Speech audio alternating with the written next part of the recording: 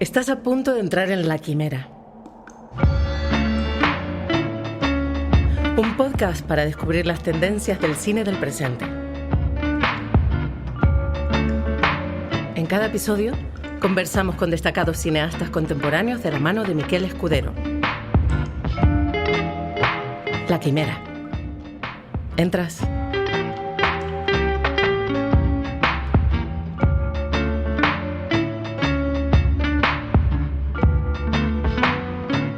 Bienvenidos a La Quimera, un espacio para conversar sobre cine con sus creadores.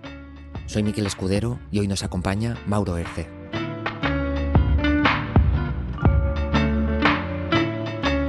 Consagrado director de fotografía, Mauro Herce no es tanto un simple operador de cámara como un pensador de la imagen y de sus implicaciones tanto expresivas como narrativas. Es también el impulsor creativo de las filmografías de importantes autores del panorama español contemporáneo, como Oliver Lax, Lois Patiño, José Alayón, Eloy Enciso o Manuel Muñoz Rivas. Nada parece dejado al azar y, sin embargo, todo respira una sorprendente naturalidad. Su talento con el manejo de la luz le valió el reconocimiento del Goya por la fotografía de Lo que arde, de Oliver Lax. Sus inquietudes en el campo de la narración cinematográfica le llevaron también a dirigir, en 2015, un inspirador largometraje presente en el Festival de Locarno, Dead Slow Ahead, un sugerente retrato del carguero Fair Lady, construcción narrativa en la que el trabajo con lo sensorial cobraba una importancia capital. El cineasta volvería a trabajar con esos materiales en Lonely Rivers, una hermosa extensión de aquel trabajo que nos recuerda que su deseo de seguir contando historias sigue intacto. Estamos hoy con Mauro Herce, un cineasta que entiende la imagen como lugar de pensamiento y de verdadero acercamiento al mundo.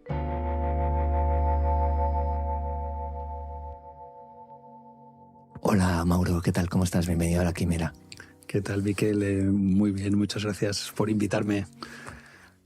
Un placer enorme estar hoy contigo. Muchas gracias por recibirnos hoy en tu casa en Barcelona. Me gustaría empezar preguntándote por si recuerdas el momento en el que viste una película por primera vez, si recuerdas si la viste en tu casa, si fuiste al cine o si no es la primera, una de las primeras, cuando eras niño. Pues mira, curiosamente, es una pregunta que me han hecho otras veces en alguna otra entrevista y nunca había aparecido la película que acaba de aparecer en mi cabeza de casualidad, y ha sido una película de dibujos animados que se llama, que es Pulgarcito. Y recuerdo que la vi en la Filmoteca de Barcelona antes de que estuviera en Avenida Sarriá. Estaba en Travesera de Gracia entonces y yo sí, debía ser muy pequeño, debía tener, no sé, 3 o 4 años quizá. Es la película que me la tenía totalmente olvidada, y otras veces que me han hecho esta pregunta no la había recordado. Así que mira qué casualidad lo que es la memoria. Sí. ¿Recuerdas si fuiste con tu familia, fuiste con tu madre a ver la película? Fui con mi madre, que debo decir que fue una de las personas que yo creo que gracias a ella en buena parte me dedico a esto, porque es muy cinéfila y desde muy pequeño recuerdo ver películas con ella hasta bastante tarde en la noche. Supongo que cuando era pequeño no tan tarde, pero más adelante como adolescente, ver películas con ella hasta la 1 de la noche o las 2. Y ella, pues sí, le gustaba mucho el cine, todo tipo de cine. Gracias a ella pude ver cine de todo tipo, la verdad, cine comercial, buen cine comercial, claro. Y a la vez películas de autor, que a día de hoy me maravilla haber visto películas entre comillas difíciles a tan temprana edad. No sé, me acuerdo de ver, por ejemplo, me acuerdo que relativamente pronto en mi casa yo veía películas de Fassbinder o de Herzog, de películas de la Nouvelle Vague, cosas así. Y a la vez también pues películas comerciales buenas. Yo recuerdo con mucho cariño y devoción descubrir Alien o Blade Runner, claro, o películas así también. Que sí. Así que sí, gracias a ella puedo decir que creo que ella ha alimentado mucho esta pasión por el cine, o me la ha hecho conocer y descubrir. Bonito. ¿Y recuerdas si al salir de ver esas películas del cine, de la filmoteca o en casa, si hablabais de las películas, si comentabais lo que habíais visto, si había algunas cosas que a ti te llamaban más la atención que otras cuando veías esas películas? ¿Algo? Sí, teníamos charlas. No recuerdo, imagino que muy pequeño debían ser charlas mucho más simples, pero como adolescente y joven incipiente sí que recuerdo tener buenas charlas con mi madre sobre cine, del por qué nos parecía buena o no tan buena una película. Y ahí pues empecé quizás a formalizar un pensamiento y una relación con el cine, sobre lo que me gusta, lo que no me gusta, por qué. También a construir un eje temporal donde situar diferentes estilos y formas de hacer cine, también mundos, descubrir los mundos de cada director, en fin. Y también desarrollar un vocabulario quizás y un criterio estético con algunos conceptos, ir de manera muy intuitiva y embrionaria situando algunas palabras en la comprensión y la reflexión sobre el cine.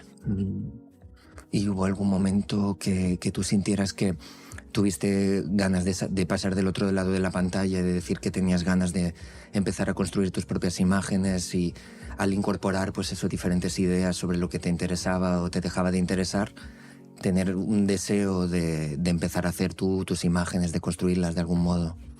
Pues curiosamente eso llegó muchísimo más tarde. De hecho, me sorprendió que llegase tan tarde y como algo, como una especie de revelación, porque hasta el momento en el que no surgió la idea de dedicarme al cine, o sea, el día que finalmente surgió ese pensamiento, me puedo dedicar al cine, fue como algo un poco mágico y misterioso, y es extraño porque llevaba...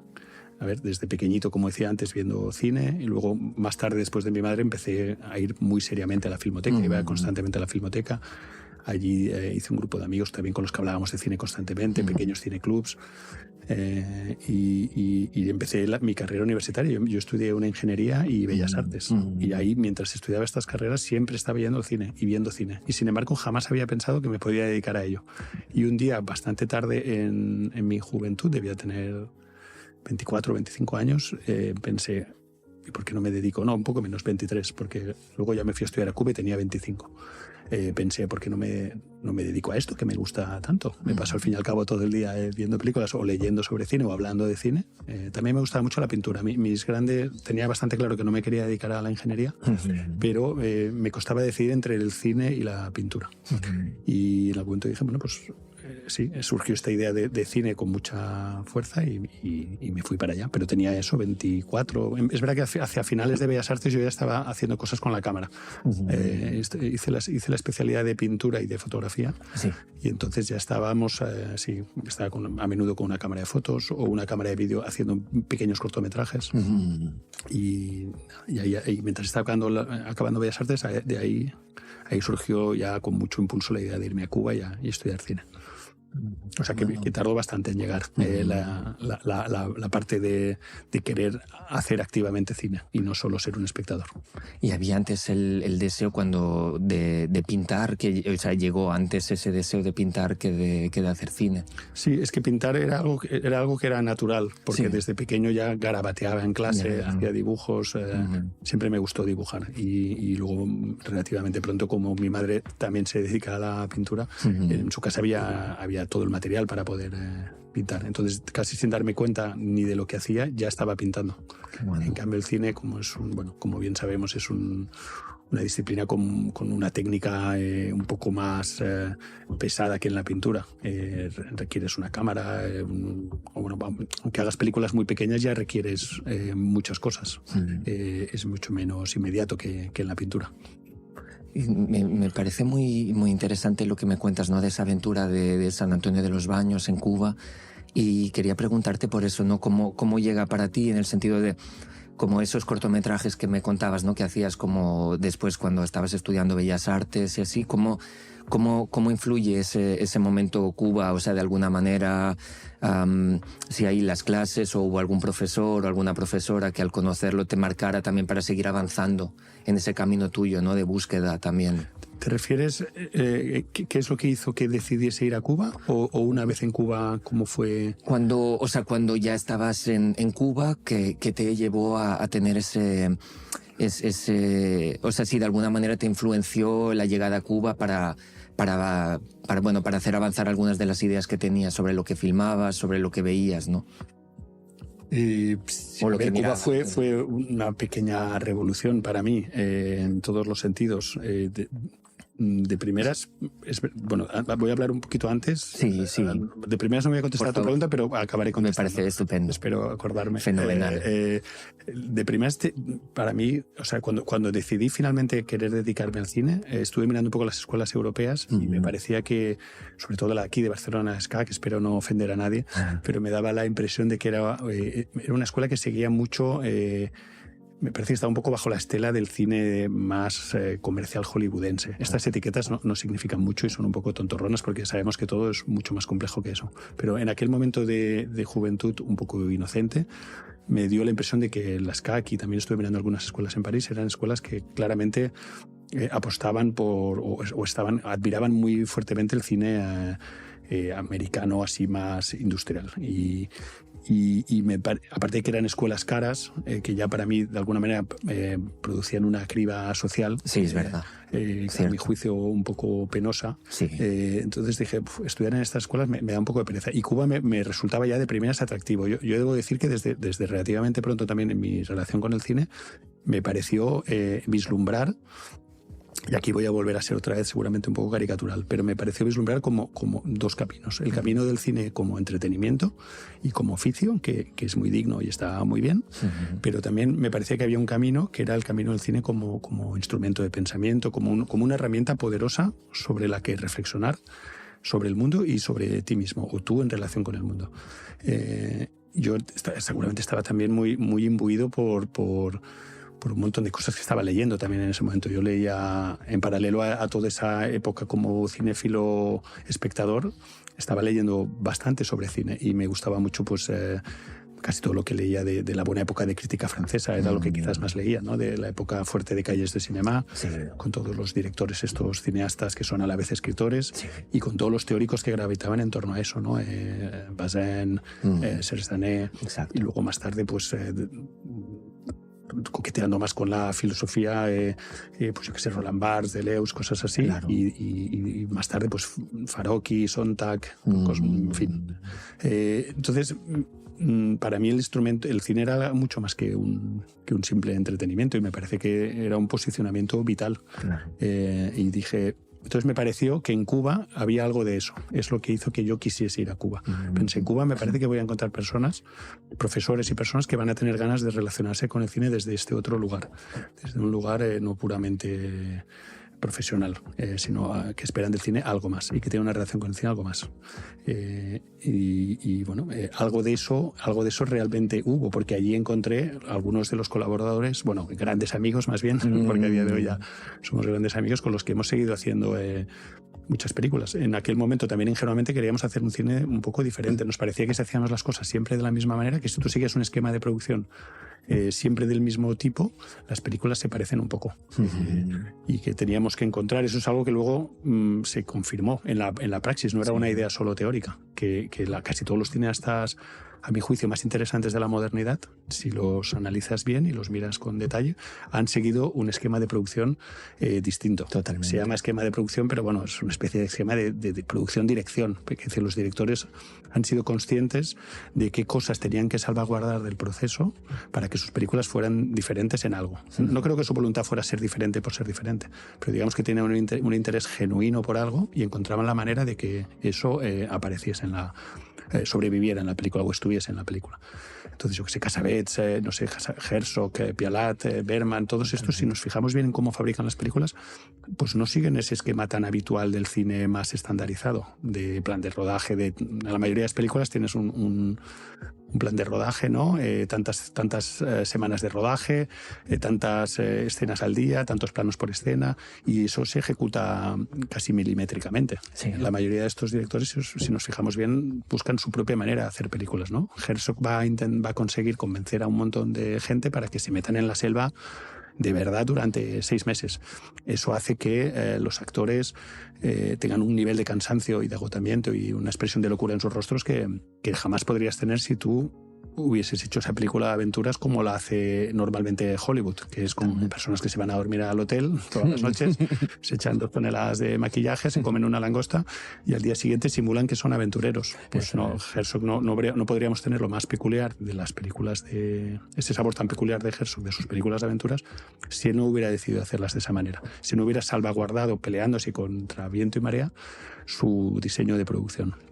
Y lo mismo, pues no sé, Cassavetes, ¿cómo serían las películas de Cassavetes si no hubiese conseguido convencer a una troupe de amigos para que estuvieran muchos meses y mucho tiempo filmando y volviendo a refilmar las mismas escenas y volviendo a montar? En fin, me he ido muchísimo por las ramas. Perfecto, perfecto. Perfecto. Sí. En todo caso, eso, ya relativamente pronto pensé, para hacer películas diferentes, que insisto, no es ser diferente por ser diferente.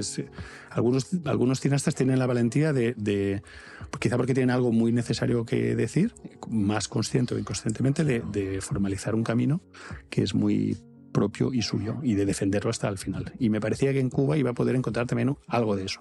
Y efectivamente así fue. Me encontré con un montón de gente a nuestra escala, que después de hablar de todos estos grandes nombres da un poco de pudor hablar de nosotros, pero a nuestra escala me encontré con personas que también compartían ese deseo. Vamos a ver cómo podemos hacer películas pequeñas, pero que el proceso sea un proceso que nos creemos y que tenga que ver con nosotros, y no el proceso que de alguna manera la industria o los 1000 reflejos, ¿cómo me sale la palabra?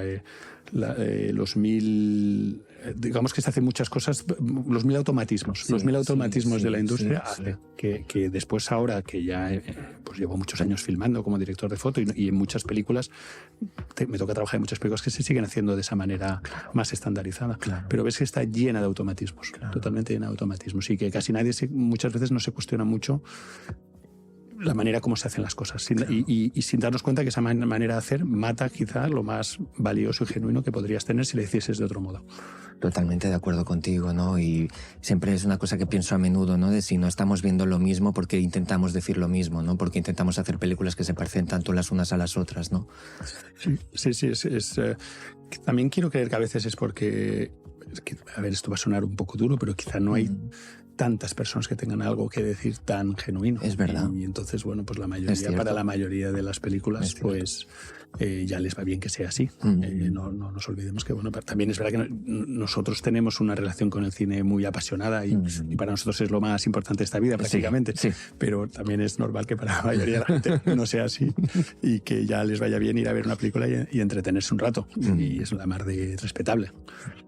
En fin, volviendo a Cuba, pues ahí además es una escuela que aprendimos a trabajar muy, muy colaborativamente y muy horizontalmente. Ya desde el principio uno de los ejercicios que te hacen hacer en la escuela es hacer haces un grupo de 8 personas y diriges y se van a hacer 8 cortometrajes con ese grupo. Y cada persona va a pasar por todos los puestos fundamentales de un equipo de cine. Pues todos vamos a acabar siendo una vez productores, una vez editores, una vez sonidistas, una vez fotógrafos, una vez directores.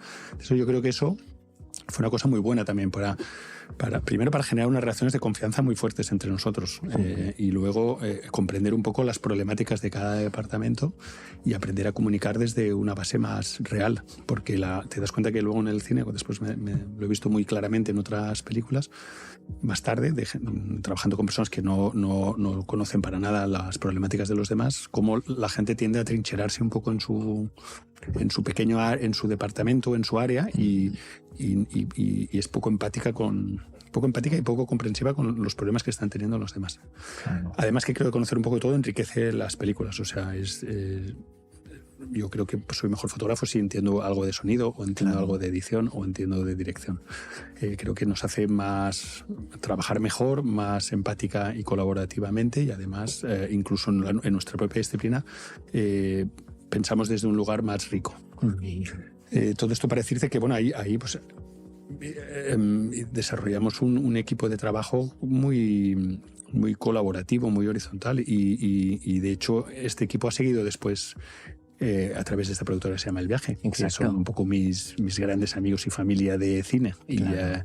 Y con ellos seguimos trabajando así. El grupo nuclear, quizá a día de hoy, que sería José y Manuel Muñoz Rivas, que supongo que los conoces, que son ellos son también productores y casi todos nosotros tenemos 1 o 2 o 3 funciones y esto hace que podamos estar trabajando en algo parecido a como lo hacíamos en la Escuela de Cuba. Yo, por ejemplo, en mi película como director, pues Manuel la ha editado, pero la película de Manuel que él dirige, yo la fotografío y las dos las produce José. Y la de José que él dirige, que ahora también hace de director de foto y de productor, pues nosotros también, bueno, cuando hace de director yo la hago de director de foto, Manuel se la monta, en fin. Hemos hecho todas las combinaciones posibles entre los tres y luego se asuma, hay muchas otras personas que quizás han estado no en tantas películas del viaje porque están más en una sola función, como Eloy Enciso o Teo Kurt. Que ellos, bueno, están solo dirigiendo, pero también estamos todos nosotros allí colaborando. Y esta colaboración además se extiende mucho más allá del hecho de que estemos filmando la misma película, porque constantemente nos enviamos cortes de montaje, guiones. Os acompañáis, sí. Nos acompañamos, aunque no estemos oficialmente en una película, en uno de los puestos oficiales, estamos siempre colaborando y ayudándonos. Claro. Yo creo que esto dio algunos frutos. Pues varias de estas películas que hicimos de esta manera tuvieron la suerte de ir a un buen festival de primeras y que se nos empezase a conocer. Claro. Y creo que eso atrajo a muchos otros directores que creo que les gustaba también esta manera de hacer cine, que creo que es... Sí, creo que nos contactaron o me contactaron porque de alguna manera, pues supongo que cuando nos veían hablar, bueno, les debía gustar el resultado y les gustaba el ambiente que se creaba entre nosotros. Y ahí, pues bueno, luego se han sumado Samuel y Elena, yo creo que Lois un poco también, Oliver, todas estas personas yo creo que estaban, claramente me parece que les gustaba esta manera que teníamos de hacer más horizontal y colectiva. Totalmente. Ya cuando estabais ya trabajando en Cuba con Manuel Muñoz Rivas, con José Alayón, ¿hay un momento en el que tú sientes que te interesa más, por ejemplo, dedicarte o ocupar más tiempo haciendo de director de fotografía que, por ejemplo, el sonido o la producción o escribiendo? ¿Hay algún momento que sintieras eso o es algo que ha venido a pesar de ti? No, a ver, la verdad que en la escuela tú, antes de entrar en la escuela ya tienes que decir a qué especialidad te quieres dedicar. O sea, ya vas, entre comillas, orientado. Yo elegí la fotografía de una manera un poco, pues es otra vez ingenua, porque tenía 20 y pocos años y apenas sabía nada de cómo se hacen las películas. Sabía algo como espectador y crítico o cinéfilo, pero no tenía ni idea de cómo se fabricaban las películas. Entonces tampoco sabía exactamente qué es lo que hacía un director de foto. Pero me pareció que en la dirección de fotografía juntaba un poco dos dimensiones que me parece que me interesan y que se me dan bien, que era el aspecto un poco técnico-científico, entre comillas, que las ciencias siempre se me han dado bien sin hacer grandes esfuerzos. Tengo un lado práctico-racional que es, bueno, pues que me ayuda en eso, y luego el lado, mi sensibilidad por las cuestiones artísticas. Un poco, bueno, de hecho ya venía de hacer una ingeniería y bellas artes, entonces dije, pues quizás la fotografía será el lugar que aúne un poco estas dos facetas mías. Pero todo esto era eso, una intuición muy, muy ingenua, porque apenas sabía en qué consiste este trabajo todavía. Entonces entré en la escuela como director de foto, al igual que José entró no sé si entró como productor o como director, ahí dudo un poco más, pero Manuel Muñoz entró como editor. Claro. Entonces hay un primer año común en el que todos hacemos las mismas clases y asignaturas y ejercicios y demás, incluso con este sistema de rotaciones todos acabamos haciendo un poco de todo. Y luego el segundo año ya es de especialidad. Pues yo hice, bueno, pues yo medio sabía que me iba a dedicar de primeras a la fotografía, luego veríamos. También pensé que, como venía de 4 años en Bellas Artes, en las que ahora se teorizaba mucho, horas hablando de cosas un poco a veces un poco teóricas, y yo pensé que iba a ser más, para aprender a hacer películas, iba a ser más, en aquel momento pensé también, iba a ser más útil para aprender a hacer películas pasar por un puesto técnico. Yo ya leía mucho sobre cine o leía novela en general, también miraba exposiciones, veía películas, entonces me parece que la relación con lo más artístico era algo es un camino muy personal y propio. Claro. En cambio, aprender un oficio es quizá mejor a través de lo técnico. Pensé en aquel momento también, insisto, muy ingenuamente y sin saber apenas nada. Entonces dije, bueno, sí, creo que si hago fotografía voy a poder estar filmando relativamente. Voy a aprender un oficio por un lado, por otro lado voy a poder estar filmando relativamente pronto bastante, que creo que es como voy a aprender más. Y eso sí que la experiencia de la vida me lo ha confirmado, que filmando es como se aprende más, trabajando en la práctica. Sí. En cambio, si me dedico a la dirección, pensé que se iba a parecer un poco más a lo que venía pasando en Bellas Artes desde hacía un tiempo, y es que iban a ser clases mucho más vamos aquí a divagar y a especular sobre lo que es una buena película. Por supuesto que hay una técnica también, y en la propia escuela habían clases muy prácticas de dirección de actores o de cosas que también requieren una comprensión de muchas cosas. Sí. Hay una transmisión de un conocimiento que es posiblemente haciéndolo solo sea difícil, pero aún así me da la impresión que la dimensión más especulativa, subjetiva, iba a estar más presente en el camino de dirección que en el de director de foto. Entonces, bueno, relativamente, al salir de allí, efectivamente yo ya pude empezar a trabajar mucho. No sé, el primer año quizá no, pero a los 2-3 años de acabar la escuela ya estaba haciendo 2-3 películas al año. Y veía las personas que habían estudiado dirección en la Escuela de Cuba, pues claro, no podían ni de lejos, quizá que no habían filmado ninguna película, o a lo mejor al cabo de 3 años habían filmado una película. Claro. Entonces, cuando nos volvíamos a encontrar, los reflejos que habíamos desarrollado unos y otros en el rodaje eran muy distintos. Claro. Que también está bien que sea así, que decir, los directores está bien que se dediquen a cultivar su mirada en un lugar un poco más retirado quizá, y luego se junten con personas que tienen mucho músculo de rodaje y tienen mucha experiencia y práctica. Abrimos ahora un paréntesis para dar paso a Beatrice Fiorentino y sus análisis de las tendencias del cine actual.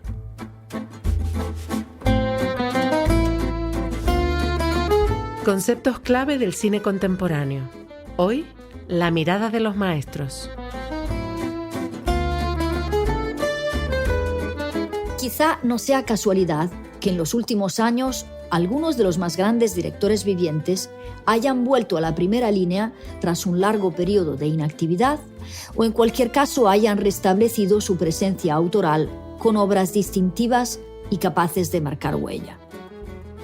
Martin Scorsese, David Cronenberg, Clint Eastwood, Francis Ford Coppola, cada uno de ellos merecedor del estatus de maestro según sensibilidades y características estéticas propias, han demostrado una vitalidad creativa fuera de lo común, reafirmando su absoluta centralidad incluso en el discurso cinematográfico contemporáneo.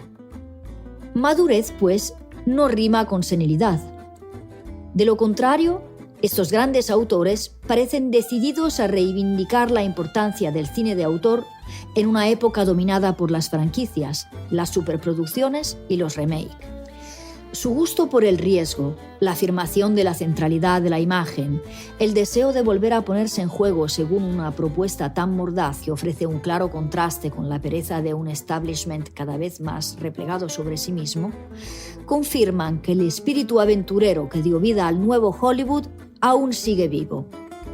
Un rasgo común a los últimos trabajos es el deseo de enfrentarse al presente y a sus transformaciones, huyendo así de la idea de que su contribución deba permanecer necesariamente ligada a las producciones de los años 70, 80 y 90 y reflexionando en cambio sobre los desafíos culturales, sociales y políticos de nuestro tiempo.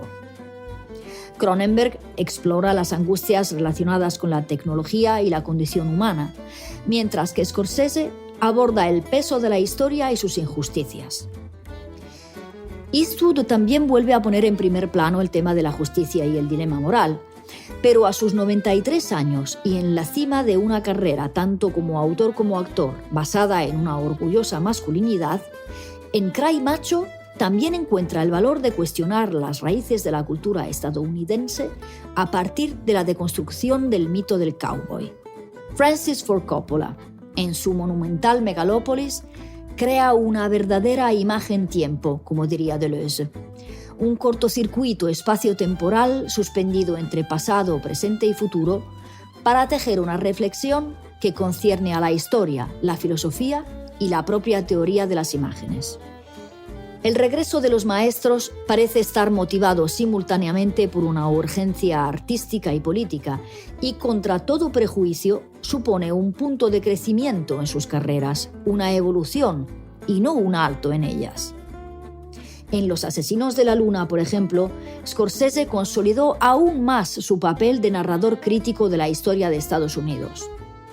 Basada en hechos reales, la película narra el genocidio de los nativos en la década de 1920, entrelazando elementos del western, del drama histórico y del cine noir. Como su anterior película, The Irishman, Scorsese se preocupa por mostrar el paso del tiempo y sus consecuencias, pero al cambiar el enfoque de lo personal a lo colectivo, su visión se vuelve más universal. Más minimalista y directo que la suntuosidad visual y conceptual de sus colegas, Eastwood prosigue su viaje hacia las contradicciones de Estados Unidos, abordando la cuestión siempre en un plano ético y moral, lo que no le impide replantearse las coordenadas de lo llamado cine clásico, que él mismo contribuyó a definir con cada película. Coppola, por su parte, a sus 85 años, vuelve a lo grande. Con Megalópolis lleva a término un proyecto que perseguía desde hacía décadas y que finalmente acaba autofinanciando con $120 millones. Se trata de un largometraje épico y ambicioso, visualmente imponente, que mezcla reflexiones filosóficas y utopías urbanas y que explora la dinámica del poder en una sociedad futurista que se asemeja a la antigua Roma, aunque también se inspira en gran medida en la realidad del presente. El regreso de los maestros, por tanto, aunque diverge en estilo, enfoque y temas, reafirma su presencia autoral, aunque no de forma autorreferencial. Estos más bien defienden una idea firme del cine, capaz de estimular la reflexión crítica sobre la sociedad y, sobre todo, hacen hincapié en el potencial transformador del cine como herramienta de análisis y de cambio.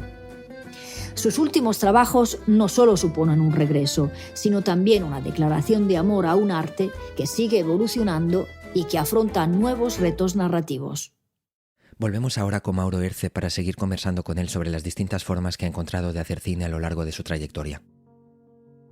Querría preguntarte por cuando tú empiezas a rodar esos primeros planos, ya cuando estás estudiando en la escuela de Cuba y ya luego cuando te encargan esas primeras películas como director de fotografía al salir de la escuela, te quería preguntar si esas ideas que tú habías ido cultivando, ¿no?, en tu mirada, ¿no?, de la idea de dejarse atravesar por lo que estás viendo, la idea de pasar tiempo con lo que estás mirando, ¿no?, y de algún modo, ¿cómo es en la práctica, cómo es en la experiencia al principio, ¿no? Cuando tú empiezas a rodar esos planos, todas esas ideas de lo que querías hacer, ¿cómo lo vives, no? Porque no, me imagino que no debía ser sencillo, ¿no? Tampoco cómo empezar a pasar a la práctica, ¿no?, después de toda esa mirada, esos años cultivando esa mirada.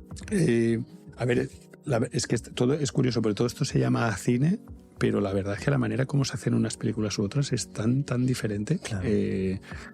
O sea, a veces hacemos películas con apenas unas pocas páginas de guión, otras tienen un guión muy desarrollado. Hacemos películas, hemos hecho varias películas que somos 2 personas en el equipo y otras que somos, no sé, quizás la más grande en la que yo he estado hay 200 personas. Luego directores que tienen una idea como muy clara de lo que quieren y el rodaje es más una ejecución, a directores que dejan el proceso muy abierto y se dejan ayudar o incluso delegan muchas de sus, entre comillas, responsabilidades totalmente a ti. Entonces, todo esto se llama cine, pero es asombroso la manera tan diversa y distinta que como se hace una película u otra. Entonces, digamos que al acabar pues me tocó hacer todo tipo de películas. En algunas no había tampoco tanto espacio para mi entre comillas, mirada. Sí, siempre está ahí porque bueno, pues estoy filmando y voy a tratar de sugerir los mejores encuadres o la mejor manera de vamos a decir, a mí me toca a menudo planificar las películas, me gusta hacerlo y tengo mucho músculo planificando, entonces bueno, pues el director me deja, hago la planificación de la película, pero si no, lo hacemos juntos. En cualquier caso, con algunos de estos directores que lo tienen todo como muy cerrado, yo les discuto algunas cosas e intento mejorarlas, pero digamos que que tampoco hay tanto espacio para mis teorías del cine y la manera como yo crea que se tienen que hacer las cosas. Claro. Y además muchas de estas películas también se hacían de acuerdo a este proceso un poco estandarizado que decía antes, de plan de rodaje, tantas escenas al día, tantos planos por día. Ya sabemos de antemano qué planos vamos a hacer porque los hemos discutido en la preparación. Entonces estás en una lógica muy de ejecución. Por supuesto que algo tuyo está ahí. Bueno, creo que hay algo más que algo tuyo, pero digamos que lo está mucho menos que en una peli en la que de repente... Que en ese momento hacíamos también muchas así. Tienes un guión de muy pocas páginas o un director que te delega totalmente la planificación de la película y te dice, mira, yo me voy a ocupar solo de los actores o vamos a encontrar esta película mientras la hacemos. Y ya no estás en una lógica de tantas escenas al día y tantos planos, sino que estás en una lógica muy distinta. A lo mejor te pasas mucho rato en un lugar con los supuestos actores de la película y vas buscando la escena con ellos claro. Y pruebas muchos caminos distintos. En ese tipo de dispositivo, por decirlo de algún modo,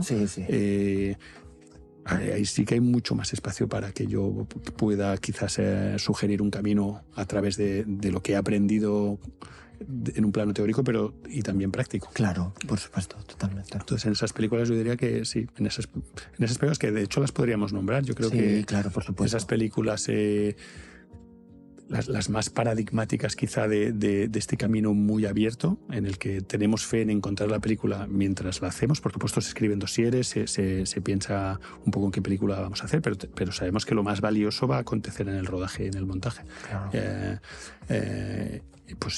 Y hay muchísimo espacio para entrar en esa deriva extraña de búsqueda en la que encuentras cosas que te sorprenden y te maravillan y te van marcando, van delimitando, marcándote mejor el camino. Digamos que el camino se revela mientras lo haces de una manera más fehaciente. Al principio solo son intuiciones. Por decirlo rápido, sí. Pues en esas pelis, yo que sé, por ejemplo, Arrayanos o de Slovahet, la película como director, o El mar los mira de lejos, creo que son películas donde muy claramente hemos dejado ese espacio para ir encontrando la película. Por supuesto que hemos hablado mucho, se ha escrito mucho, se han escrito dosieres, hemos tenido financiación, o sea, había un proyecto de película imaginado, pero eso, insisto, sabemos que lo más valioso es lo que acontecerá, lo más valioso porque es lo más vivo, lo más real. Yo creo que y ahora voy a hacer otra pequeña deriva. Por favor. Me gustan mucho esas películas en las que se deja un espacio para sorprenderte y para ir encontrando un camino menos claro o menos simple que el que generalmente encuentras cuando estás en la frialdad de la escritura en tu casa. Creo que la verdadera... A mí las películas esto es un poco simplificador también, que supongo que esta especie de catarsis reveladora también puede acontecer en la escritura. Para muchas personas acontecerá en la escritura un guión. Y digamos que eso más sorpresivo y valioso y que tiene más que ver con fibras esenciales de la vida, pasará en la escritura y el rodaje será más una ejecución de esas ideas. Sí. Pero a mí, como no soy muy bueno imaginando ni escribiendo guiones, creo, no lo sé, sé que lo que más me interesa va a pasar si creo este marco de trabajo y dejo que las cosas pasen en el rodaje y en el montaje. Porque casi siempre las ideas de las primeras que surgen en esa primera escritura de los dosieres, a mi juicio son siempre un poco, las escribes desde un lugar que ya conoces, entonces claro. Hay poco espacio para ponerte en cuestión y transformarte. Claro. Y son casi generalmente un poco anecdóticas y caricaturales. Porque todavía no hay contraplano, ¿no? En ese sentido, claro, es una cosa que tú estás proyectando, claro. Pero todavía no hay mirada, nadie te devuelva la mirada. Totalmente, claro. ¿no? Sí. Y no estás en la fricción con la realidad. Yo creo que de este lugar tuyo un poco protegido y no puesto en cuestión, por nada que lo altere, sí. Pues salen cosas menos ricas que estando en la resistencia de la materia y de las cosas. Totalmente. Ahí es donde, estás en un lugar menos confortable donde pasan cosas. Y creo que la creación tiene mucho que ver con eso. La más valiosa para mí es la que surge desde un lugar de fragilidad y de sorpresa, y no tanto desde un lugar asentado del que consideras ya saber y le dices al mundo lo que es. Eso me parece casi siempre muy pobre. Sí. Por eso, en ese sentido, sí que me interesaría preguntarte, como para entrar en detalle en la experiencia de Arrayanos, en la película que dirige Eloy Enciso, en la que tú haces la fotografía, pero además también escribes el guión. Y en ese sentido sí que me interesa preguntarte por cómo fue ese proceso de escritura y cómo de alguna manera os dejáis ese espacio abierto con Eloy para sorprenderos. ¿Cómo fue ese camino? ¿Cómo fue eso? A ver, lo primero, hablar de este sistema nuestro peculiar de los créditos, que es una cosa muy curiosa. Es una manera que nos inventamos nosotros, porque nos parecía justamente que la vieja terminología del cine, ya no corre, de esta persona hace tal cosa y esta persona hace tal cosa, ya no correspondía mucho con el cine de hoy, o por lo menos con una parte del cine de hoy. Sí. Y sobre todo, en particular, esta manera nuestra de hacer las películas. Que dice que no, esta cosa del gran director es una cosa que yo creo que es de otra época. Totalmente. Yo creo que esos grandes directores, que quizás existieron en la historia del cine, bueno, es más, creo que existieron, pero no trabajé con ellos, no sé muy bien cómo lo hacían, pero sí me da la impresión cuando leo estos cuadernos de trabajo de Orson Welles, o veo las películas de los grandes, de los para mí más grandes de la historia del cine, ¿no? Sí. Que yo que sé, de época clásica sobre todo, ¿no? Sí. John Ford, Mizoguchi, Ozu, no lo sé, Hitchcock, Fritz Lang, todas estas personas, para llegar a la suma maestría que llegaron a desarrollar, hicieron muchísimas películas. Sí. Hicieron, no sé, por lo menos 40, 50, 70 películas. Y si nos fijamos las primeras películas, pues bueno, algunas están mejor o peor, o muestran más o menos talento, pero no son ni de lejos las grandes películas que van a ser capaces de hacer después. Estaban en un sistema de producción que no es para nada el de hoy. Eran personas que tenían muchas oportunidades y tiempo para desarrollar la total maestría que llegaron a desarrollar. Luego muchas de estas películas se hacían en un esquema de producción muy distinto al de ahora. Muchas de estas películas se hacían con muchísimo más tiempo que ahora, y rodeados de gente que no hacían más que rodar y rodar y rodar. Entonces, y luego que no quita que... Y luego, y eso ya es más subjetivo mío, era una época en la que quizás había más tiempo para pensar de verdad, para retirarse del mundo y pensar de verdad. Creo que eso es cierto. Y una cosa todavía más importante y más subjetiva es que creo que además eran personas que no habían sido colonizadas ideológicamente, bueno, ya no solo ideológicamente, sino a nivel de su imaginario. Es decir, que estas personas no tenían muchas otras, habían visto cine, pero no es la sobrecarga de imágenes y de cine a la que estamos acostumbrados las generaciones de hoy, que ya vivimos, digamos que nuestros sueños son, casi me atrevería a decir que no sé si tenemos sueños propios, o sea que nuestros sueños son los que nos han dicho que tenemos que soñar, y creo que eso ha devastado bastante seriamente el imaginario colectivo e individual, y entonces de ahí quizá por eso que me parece que hay pocas propuestas realmente originales hoy, tanto en el cine como en literatura, en música, en fin, en muchas disciplinas. Es verdad. Porque todo el mundo ya está en el refrito, porque ya casi nadie piensa o imagina desde un lugar virgen, vamos a decir. Que no sé qué tan vírgenes eran ellos, pero seguramente que lo eran mucho más que nosotros. Sí.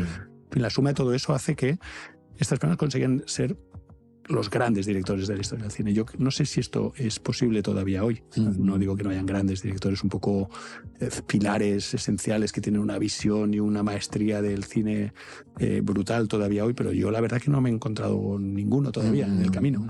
Y ahora las películas, a mi juicio, se hacen de una manera mucho más colaborativa. Sí. Ya no es tanto este director tótem que lo sabe todo, entre comillas, y contesta a su equipo, que insisto, tampoco creo que fuera así antes, porque estos, si nos fijamos, también se rodean de un montón de gente muy buena, sí. Y cuando no se rodean de las personas tan buenas, a veces las películas no salen tan bien. Y se nota también. Y se nota. Pero puede ser que hubiera algo más de esto, personas que desarrollan muchísimo músculo después de 50, 60, 70 películas, rodeado de personas que no hacen más que filmar en un sistema en el que todavía se puede pensar e imaginar cosas un poco más genuinas y propias. Pues bueno, puede ser que existieran esos grandes directores, pero yo creo que a día de hoy ya están en vías de extinción. Y la mayoría de las películas en las que yo trabajo se hacen de manera muy grupal, y son equipos de gente que junta sinergias para hacer lo mejor posible.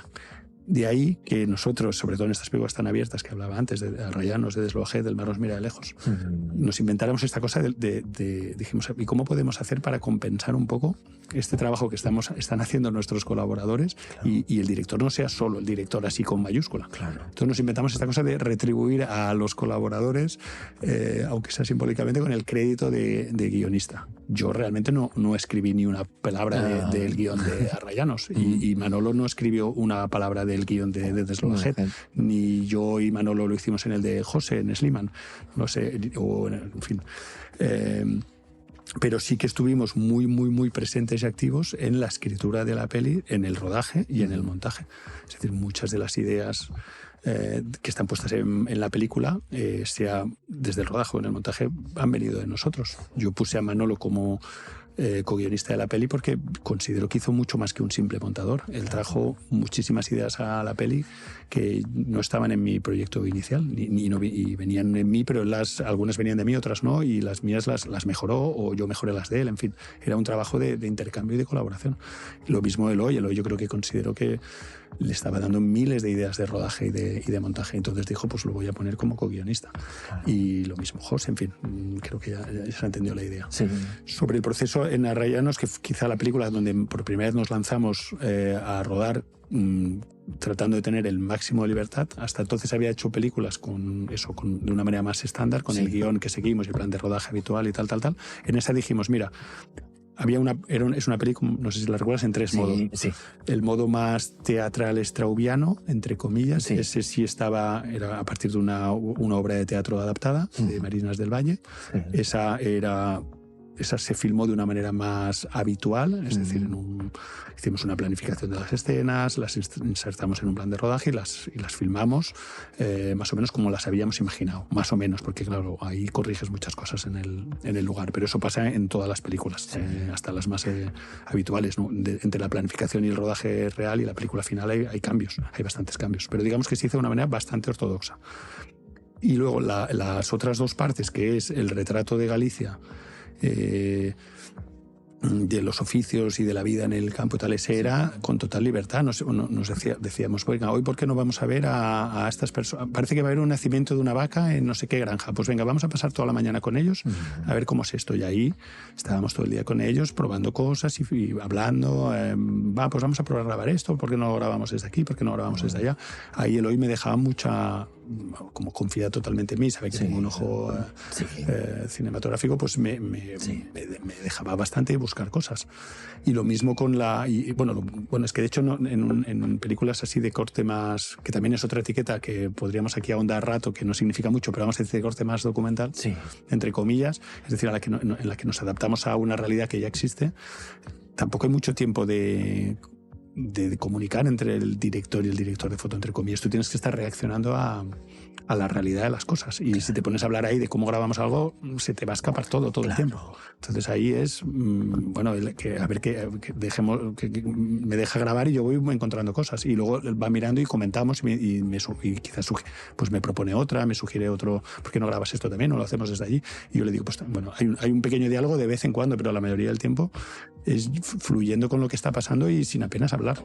Y grabando lo que se puede, como se puede.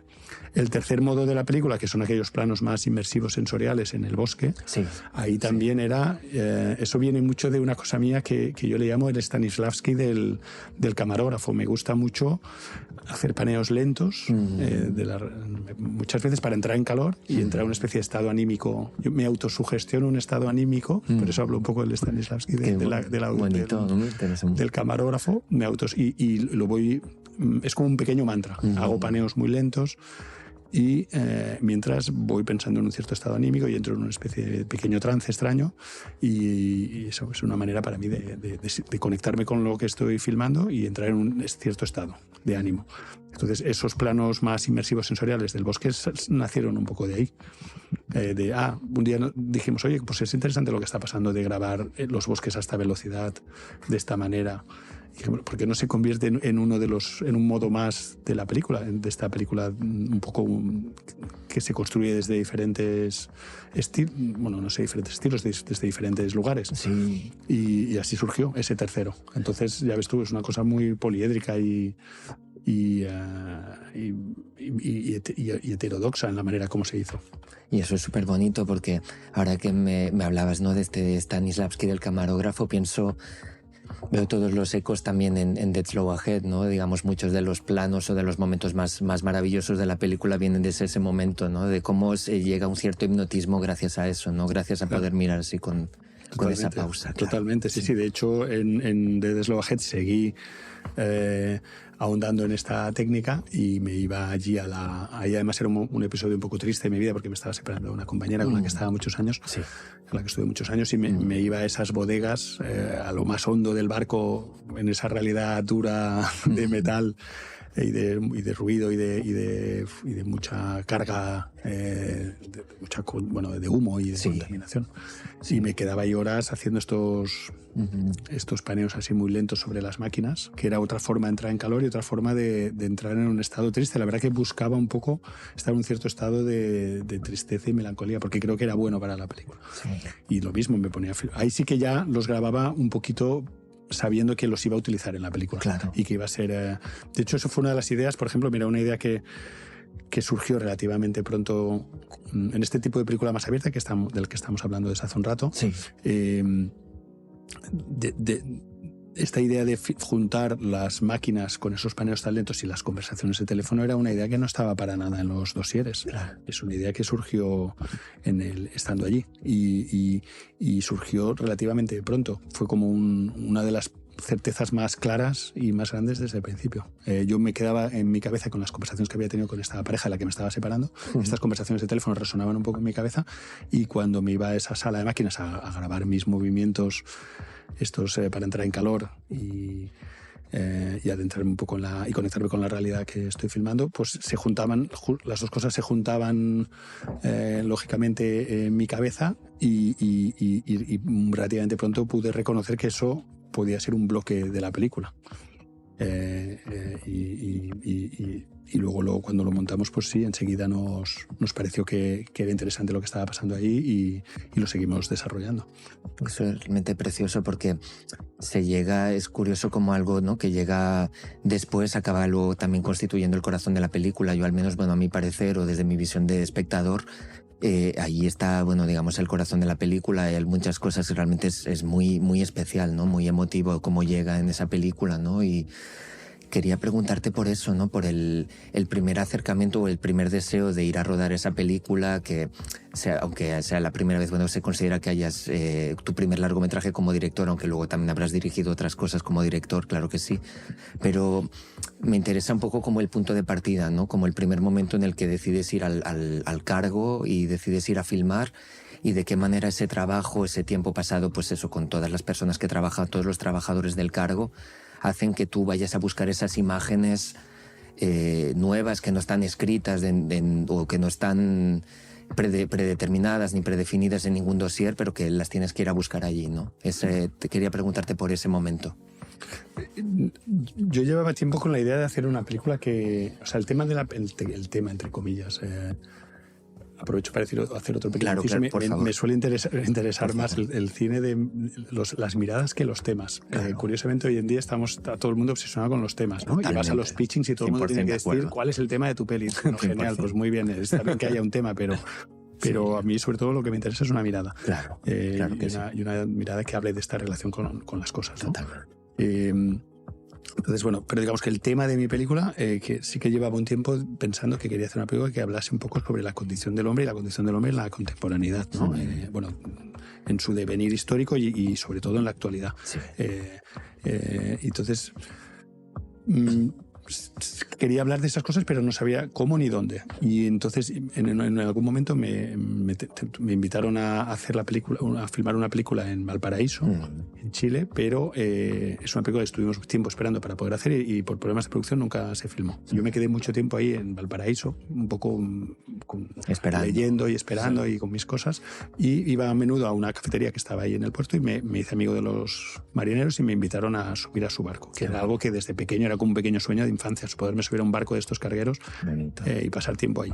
Pero en ese momento no lo había para nada relacionado como un posible lugar para hacer esa película sobre la condición del hombre y su devenir.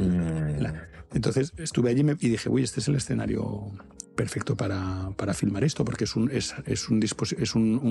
elemento en movimiento, que el movimiento siempre tiene algo es algo muy cinematográfico, algo que está en movimiento. Sí. De hecho, la frase que de Samuel Fuller creo que era "motion is emotion", ¿no? Sí. El movimiento es emoción. Sí. Pues el barco tenía eso, algo móvil que se mueve y a la vez algo que es fijo y que no cambia, que es bueno, no cambia entre comillas, pero los espacios interiores del barco son siempre los mismos. Y yo voy a poder pasar tiempo ahí entendiendo cómo filmarlos cómo filmarlos sobre todo. Y también las personas que habitan esos espacios y cómo los habitan y demás. Entonces pensé, mira que bien, este sitio tiene una parte móvil que creo que es muy cinematográfica y una parte fija en la que voy a poder entender del todo, encontrar y entender de todo cómo formalizar esa película que estoy buscando. Y entonces así surgió la idea de un poco del barco. Luego me volví a España, porque en ese barco solo puedo estar 2-3 días. Y empecé a escribir dosieres y la idea fue creciendo. Es decir, ostras, este es el sitio ideal para hacer esta peli. Primero porque es el representante el último eslabón de un mundo industrial gigantesco, ¿no? Que es el que de alguna manera hemos creado en nuestro deseo en nuestro movimiento sin fin, en nuestra cabecita pensante que no puede parar y que pone las cosas y que parece que nunca se conforma con las cosas tal y como se conforman al parecer el resto de especies animales. Ha creado, bueno, no hemos parado de transformar las cosas y de generar cosas que sigan transformándolas. Entonces pensé, este sitio es como el idóneo para hablar de este tema que enunciaba antes. Somos todos personas sensibles, entonces si ahondas en lo que te está pasando y en lo que estás sintiendo en un lugar, siempre va a surgir algo de ahí. O sea, si al final todo pasa un poco por ti, y si tienes confianza en eso y lo observas, forzosamente va a surgir una película de ese choque entre una realidad que ya existe y que es compleja y rica, y de unas personas que sienten y que en relación con eso van a reaccionar de una manera, y la película es el testimonio de esa reacción. Y es un testimonio muy en vivo, sin premeditación. Por eso me gustan estas películas que dejan mucho espacio a construirse sobre la marcha y que se dejan sorprender, a diferencia de las que llaman con una idea cerrada y ejecutan. El otro día estaba en una charla de Nicolas Philibert y decía, que me hizo gracia, él dice, yo ya no voy a filmar ninguna peli más que no surja desde la improvisación, que no surja cada vez voy a escribir menos, cada vez voy a preparar menos, yo elijo un lugar en el que sé que pasan cosas y voy para allá, y sé que en esa contienda entre el lugar y yo va a surgir una película. Y la película, cuando le preguntan cuál es el tema de la película, dice, no, el tema de la película es la película. Y dicen, pero claro, esto genera mucho desconcierto, como que el tema de la película es la película. Y dicen, no, es que es la película, es que lo que está pasando aquí ya es una película. Este choque entre la manera como yo lo interpreto, no lo desarrollo tanto, lo que va a surgir de este choque entre esta realidad compleja y nuestra sensibilidad como pequeño equipo de cineastas que se relaciona con eso, ya es en sí una película. Porque pasan un montón de cosas muy interesantes que además son muy ricas y muy hablan mucho. Hay algo que también a veces digo del cine que me gusta, es como hay algo de psicoanálisis gratuito. O sea, el cine es un espejo tan poderoso de ti mismo, de tus pequeñas manías, locuras, recovecos que sin cine que costaría mucho más verlos. Llegar a allí. En esa contienda con la realidad, que a veces es un choque violento. De ahí surgen cosas que te dicen muchas cosas de ti y de tu proceso y de tus ambiciones y de tus deseos y de tu manera de leer las cosas. Entonces sí, me gusta mucho ese cine que se hace de esa manera.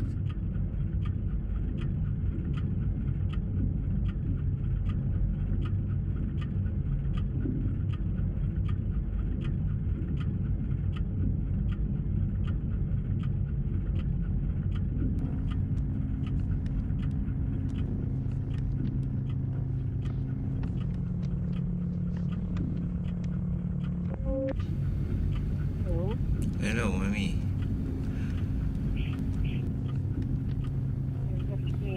Happy New Year to. Kamusta? Ayos ba? Masaya naman. Grabe naman nila dito. Wala hanggang picture na lang yung tinitingnan ko ng mga bata, pati ikaw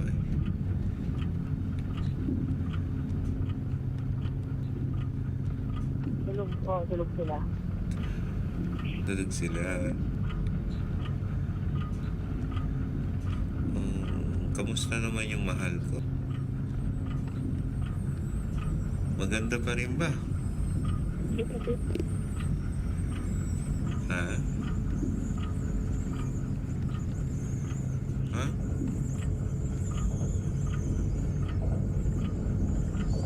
Hello?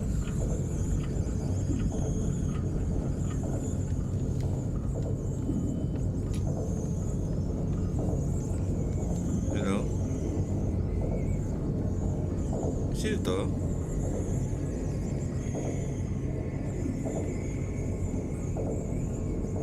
Hello? Me haces pensar en eso, en una cosa que decía Lynch, ¿no? Cuando le preguntaban por hablar de la película y decía, claro, film is the talking, claro, decía yo, ya está todo dicho, ya está. Ya, claro, sí, es también en el caso de Lynch, aunque imagino que para hacer sus películas, que son películas con mucho equipo y mucha gente, pues tendrá que prepararlas a veces más de lo que le gustaría, o prefijarlas o prescribirlas. Imagino que es un director que se deja espacio también para encontrar en el rodaje cosas. A mí hay una cosa que me parece eso como motivo habitual que en diferentes películas, ¿no? Como en Dead Slow Ahead o incluso también en Mimosas, ¿no? Tú como director de fotografía, que hay este deseo, hay un interés especial por ver las máquinas moviéndose, por ver ese movimiento que nunca termina. Y en ese sentido es algo que me interesa mucho, ¿no? También de tu trabajo, ¿no? También de ver esa mirada de cómo también mientras nosotros estamos viendo algo que no para de moverse, nosotros tampoco nunca dejamos de movernos, ¿no? Como si hubiera una especie de espejo, ¿no? Entre lo que estamos viendo y lo que está pasando en nosotros. Y sí me gustaría preguntarte por eso, ¿no? Por ese interés, por ese movimiento eterno, ¿no? Ese movimiento que nunca para. La verdad que es una especie de fascinación. Citando a otro cineasta, me acuerdo que Kosakovsky dijo una vez que tenías que amar y odiar aquello que filmas por igual. Entiendo por eso que en tu película debe ser compleja. Yo creo que una película no es buena si no es compleja. Y ser compleja es forzosamente misteriosa, es algo que nunca puedes acabar de desentrañar. Creo que toda película buena tiene algo secreto, algo misterioso, algo es curioso porque tiene que haber, por un lado, algo que te interesa, que te atrape. Yo a veces hablo de una metáfora que uso a menudo. Es una buena película, es como un camino de piedras blancas. Si estas piedras están muy separadas, no ves el camino, te desinteresas y te alejas de la película. Si están demasiado cerca, este camino está demasiado claro trazado y te lleva a un mismo lugar y muere. Cuando tú entiendes el significado o la intención de una obra, y esto vale para cualquier disciplina, creo que esa obra muere. Entonces, el sumum del arte para mí, entre comillas, es algo que te tiene interesado infinitamente y te tiene interesado porque nunca lo puedes acabar de desentrañar del todo. Si es demasiado críptico o demasiado personal y nadie lo puede seguir, te desinteresa, no lo miras. Y si es demasiado evidente y lo lees y entiendes todo su significado, muere. Entonces, ese justo medio entre... A mí las películas que más me gustan de la historia del cine tienen esa especie de tensión extraña entre algo que siempre está viva. Son películas vivas. Exacto. Porque son de una complejidad, son tan... según el momento vital en el que la ves, te dice unas cosas u otras, y siempre te interesan, pero nunca las acabas de entender del todo. Por un lado hay una fascinación simple y base de niño pequeño, de fascinación por las cosas, y luego por las máquinas, pero también por la naturaleza. Creo que me gusta mucho también filmar en los paisajes, la naturaleza, pero sobre todo porque creo que me parece algo... No es algo teórico, es algo que experimento físicamente. Me parece algo siempre, no del todo, es algo totalmente inasible. O sea, la realidad me parece algo totalmente inasible siempre. Y eso creo que de alguna manera se traslada en las imágenes y me pasa muy fuertemente cuando filmo paisajes, rostros, máquinas... Y de hecho aprovecho para decir otra cosa que creo que tiene que ver con el cine en general, más allá de mi obra. Me molestan sobremanera los cineastas que de alguna manera se sitúan por encima de las cosas y te dicen las cosas son así, ¿no? Yo ahora soy más listo que nadie y voy a hacer una película en la que te digo lo que es el ser humano o lo que es la realidad o lo que es... porque para mí se trata de todo lo contrario. Creo que no es interesante el cineasta que se posiciona sobre la realidad y la cierra en un paquetito y te dice las cosas son así, ¿no? Y que me parece mucho más interesante y rico, y mucho más no compatible, pero tiene mucho más que ver conmigo el cineasta que no deja de maravillarse ante la realidad que filma y demostrarla como algo maravilloso y misterioso e infinito.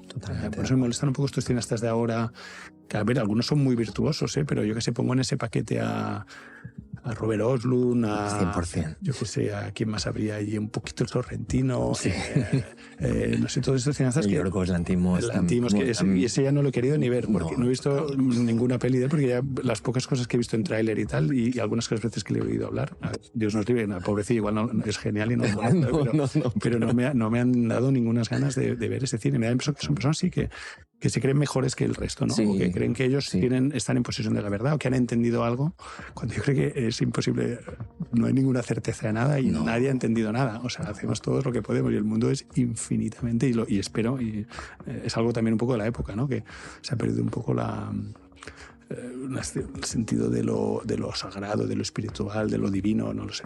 Entiendo por eso esta mirada abierta y curiosa ante una realidad que claramente es magnífica y de la que no entendemos ni podemos leer apenas nada. Y lo hablábamos el otro día tú y yo, ¿no? De esa frase, ¿no? de Buñuel. Ahora mencionabas a Oslund, que él decía que no se compara con Buñuel, pero y Tela, Marinera, y Buñuel decía una cosa muy bonita a ese respecto, ¿no? Decía, yo siempre estoy del lado de los que buscan la verdad y les abandono una vez afirman haberla encontrado.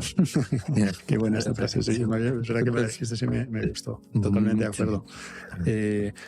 Incluso diría que ahora esto sí que ya es muy especulativo, bueno, todo es especulativo, buena parte de lo que he dicho es especulativo, pero esto todavía más y posiblemente un poco polémico, pero casi diferenciaría los artistas que de alguna manera han creído que... Me parece que hay una diferencia en cuanto a poderío, no lo sé, a profundidad de una obra, profundidad y capacidad de perdurar en el tiempo entre los cineastas o arquitectos o pintores que realmente de alguna manera creían en Dios o creían en algo que estaba muy misterioso, inasible e inexplicable, de los que no creen en nada de ese orden y creen quizás solamente en ellos. O sea, dices, me parece que su obra es muchísimo más pobre, la de los cineastas que solo se ven a sí mismos o solo buscan su propio éxito. A diferencia de artistas que se han puesto al servicio de algo más grande que no sabemos qué es. Totalmente. Espero que no suene muy iluminado. No, pero sí, bueno, yo estoy muy de acuerdo contigo. De acuerdo, totalmente, ¿no? Sí. Incluso, no sé, entras en una catedral gótica o lo que sea, una catedral de esta, tú sientes que estas personas creían en Dios y que hay algo que está muy por encima de nosotros, ¿no? A diferencia de entrar en una catedral contemporánea de algún arquitecto genial, yo que sé, me acuerdo que estuve en la catedral, creo que era de Moneo en San Francisco, que es una catedral increíble y es preciosa, pero es como que el gesto se acaba ahí, se acaba con el hallazgo estético formal, pero no resuena con cosas grandes que nosotros, y creo que eso hace que la obra sea un poco más pobre. Me pasa a muchos cineastas contemporáneos, no sé si atreverme a seguir dando nombres, pero dices, madre mía, es una pena, porque sí, creo que el gesto no es de la misma envergadura, ni tiene la misma profundidad ni resonancia. Y también por eso entiendo quizás cineastas que no se conectan con la tradición, con algún aspecto de la tradición que no conocen lo que se ha hecho, ni cómo nos hemos relacionado con algunas cosas después de siglos y siglos y siglos de repetir algunos gestos. Claro. Sí, no, y lo comparto totalmente y pienso también en muchos de los grandes cineastas que admiro y te das cuenta también de la verdadera humildad, ¿no? que tienen, porque esa verdadera humildad yo creo que esa es la verdadera humildad, que es el camino, yo creo que sí, para el conocimiento, realmente para llegar a entender alguna cosa o a vislumbrar alguna cosa. Si no, si tú estás muy lleno de ti, es imposible que veas nada, no vas a ver nada. Claro. Sí, y a lo mejor eres súper inteligente y muy virtuoso. Está lleno del cine de personas súper inteligentes y virtuosas, pero afortunadamente creo que la buena obra no depende de eso, ¿no? Totalmente. O la buena obra, sí, la que llega más... La que comunica con las cosas más esenciales e importantes. Totalmente.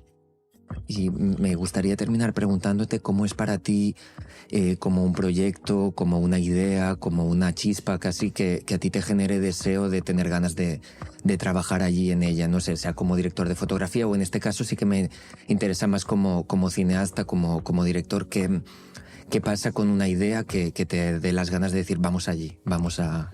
Pues la verdad que se me ocurren muchas ideas. Soy bastante nerviosillo y agitado mentalmente, como supongo que se ve en la entrevista. Yo también lo soy, también lo soy.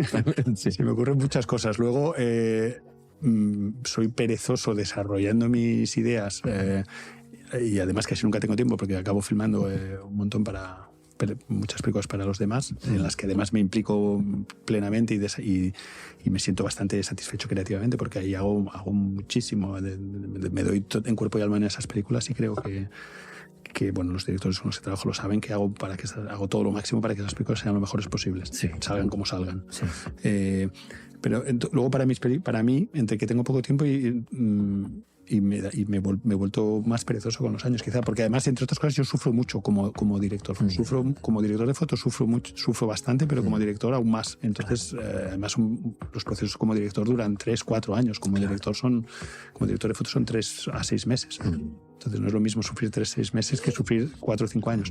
Y además sufres aún más. Yo sufro quizá porque siempre quiero hacer intento que sea una buena película, entre comillas, espero que no suene pretencioso, que sea necesaria para el momento en el que estamos. Y que no sea otro caprichito más, que me parece que hoy está lleno también el cine de caprichos y de cosas de mundo. Yo, el que estoy ahí, soy yo. Yo soy director y tengo que hacer una peli. Pues no, si no hay algo necesario y que me lo crea mucho, visto el esfuerzo que es y la energía que es, y que encima creo que el mundo... Bueno, ahí ya podríamos adentrarnos en otro apartado que podría durar horas, pero que no está... O sea, tenemos problemas muy serios como humanidad en la Tierra. La Tierra sobrevivirá sin nosotros, pero desde luego los hombres en la Tierra estamos, a mi juicio, con problemas muy graves. Como para estar ahí derrochando recursos y energía y todo en más películas que soy un poco duro, pero que quizá no aportan nada, o muy poco. Sí. Entonces, bueno... por contestar a lo que me decías, pues en mi caso se me ocurren muchas ideas y luego lo que sí que hago es ver si esas ideas con el tiempo resisten al tiempo o no resisten al tiempo. Algunas se desvanecen relativamente pronto. Digo, pues esto que me pareció una buena idea o como un buen germen de proyecto, pues no ha sobrevivido apenas 2 semanas o una, pues seguramente no me interesaba tanto o no es tan buena la idea o no tiene tanto que ver conmigo. O al contrario, crece, madura, te estimula cada vez más y te dan ganas de hacerlo. O sea, creo que el tiempo es el mejor termómetro para saber si una idea si ese deseo es un deseo genuino, verdadero, en el que tienes ganas de ahondar y desarrollar o no, o es una cosa más caprichosa y momentánea. Entonces, bueno, sí, esa es mi mejor herramienta, dejar pasar el tiempo y ver. Ahora mismo... tengo 3 proyectos que me gustan. Uno ya de hace mucho tiempo, que ha sobrevivido a muchas etapas de tiempo, pero ahora ha habido problemas de financiación. Tuve que devolverlas, deshacer parte del camino que ya había hecho y ahora estoy replanteándome si volver a presentarlo haciendo una película mucho más simple, porque es verdad que es una película muy ambiciosa y complicada. Entonces estoy pensando eso, si la vuelvo a trabajar desde un lugar más realista, más realizable en un tiempo próximo. Y luego otra película que es muchísimo más pequeña, que me gusta bastante, que la tengo muy escrita y muy desarrollada, pero que justamente me pregunto si es una película que al mundo le hace falta hoy, entre comillas. Suena un poco pretencioso decir eso, pero me digo hasta qué punto es una película, la veo muy clara cómo se podría hacer. La tengo muy escrita, la tengo muy... Esta justamente creo, bueno, seguro que el rodaje estará lleno de sorpresas y me llevará a nuevos caminos, pero ya la tengo como muy prevista antes de hacerla. Luego no sé lo que pasaría en el rodaje, pero sería más un tipo de peli que sería más una ejecución que una búsqueda. La búsqueda ya la he hecho ahora un poco en mi cabeza. Claro. Y la tercera, que es la que más me estimula a día de hoy, no acabo de ver cómo juntar algunas piezas. Es un territorio que me gusta mucho, en el que tengo ganas de ahondar, pero no acabo, y veo algunos bloques que me parecen interesantes y pertinentes, pero no acabo de ver la manera de juntarlos, estos bloques. Entonces, como no acabo de verlos, tampoco sé cómo acabar de escribirla y cómo presentarla. En fin, me he ido un poco por las ramas, porque creo que tampoco me habías preguntado. No, pero sí. ¿En qué proyectos estaba ahora? Pero sí me interesa muchísimo, de verdad. Más en grandes líneas sería eso. A ver si ahora que tengo unos meses libres me animo y presento alguna de las ayudas. Qué bueno. Pues muchísimas gracias por tu generosidad. Ha sido un placer enorme compartir contigo. Muchísimas gracias, Mauro. Pues muchas gracias a ti, Miguel. Espero no haberme enrollado mucho ni haberme ido mucho. En absoluto, no, es un gustazo, de verdad. Gracias a ti. Nos despedimos ahora de Mauro Herce y la manera en la que él ha buscado la mirada del otro para encontrar ahí su propio acercamiento hacia lo cinematográfico.